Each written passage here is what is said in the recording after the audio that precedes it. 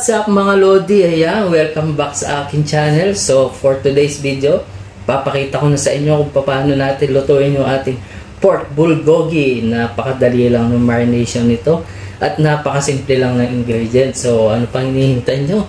Let's go!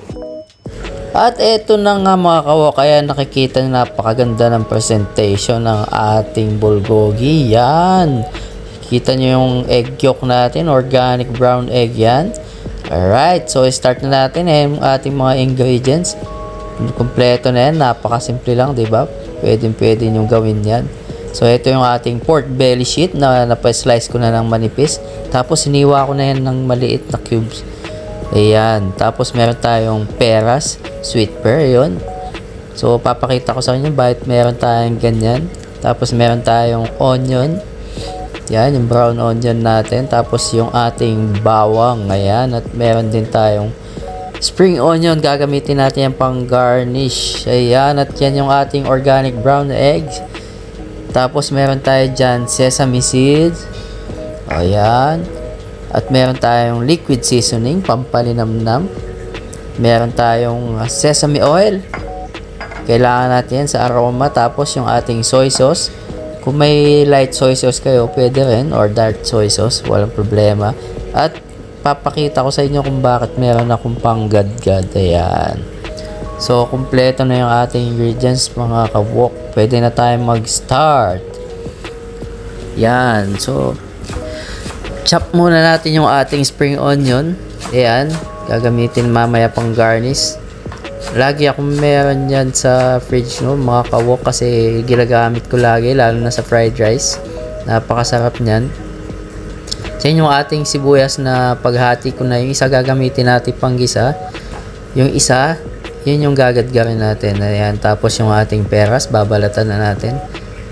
Yan yung natural sweetness. Ayan. So eto na nga, nabalatan na natin lahat. Mag-start na tayo manggadgad. Ayan.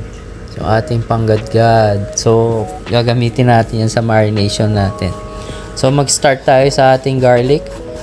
Yan. So, gadgawin lang natin yan. Tapos, yung ating sibuyas. Yan. Ingat lang kayo. Baka magadgad yung inyong daliri.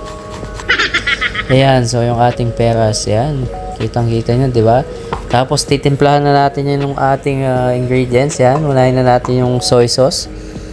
Siguro mga 2 tablespoon muna. Tapos pwede tayo mag-adjust kung kulang pa. Ayan. Tapos yung ating liquid seasoning. Pampalinamnam. Yung ating sesame oil. Napakabango niyan pag may sesame oil. Ayan. Tapos lalagyan natin ng konting brown sugar. Ayan.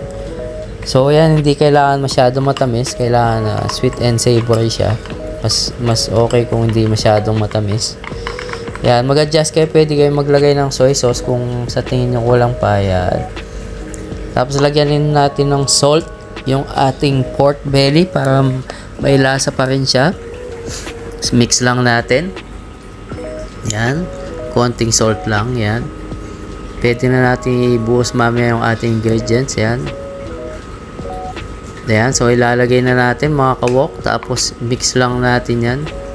So, ilalagay natin yan sa fridge muna.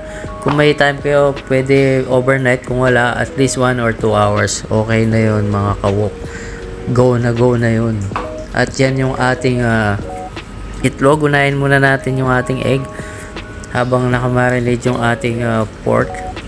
So, 6 minutes lang yan, mga kawok. Mag-start kayo pag boiling point na siya. Doon mag-start yung 6 minutes. Ayan. So, tapos tanggalin nyo. Make sure na naka-ready yung inyong ice bath para hindi ma-overcook yung itlog natin. Yan. So, mas maganda kasi pag may ice bath. Yan, hindi siya naluluto.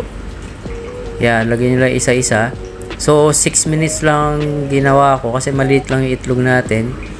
So, kung gusto nyo lang medyo runny yolk, pwede nyo gawing 5 minutes, 6 minutes. Depende sa laki ng itlog. Ayan. So, ready na yung ating pork. Pwede na tayo mag-start mag-saute. Ayan. Lalagay na natin yung ating pork. So, maganda kung may wok kayo. Napakadali magluto pag may wok. Ayan. So, lutuin lang natin yung mga kawok hanggang sa matuyo siya. Kailangan kasi mag-caramelize yung ating pork. Tapos, lagay natin yung ating onion.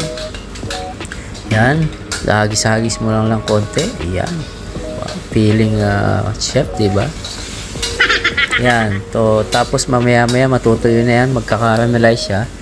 Mag-iiba na yung color niya. Yan. So, tuloy lang. Haluin lang, haluin. Yan. So, ito na nga. Medyo natuyo na siya. Nakita nyo sa gilid. Kukunin natin yan. Kasi napakasarap niya. Napakalasa. Yan. Napakalambot ng pork belly natin. Yan. Kasi nakaslice siya na manipis.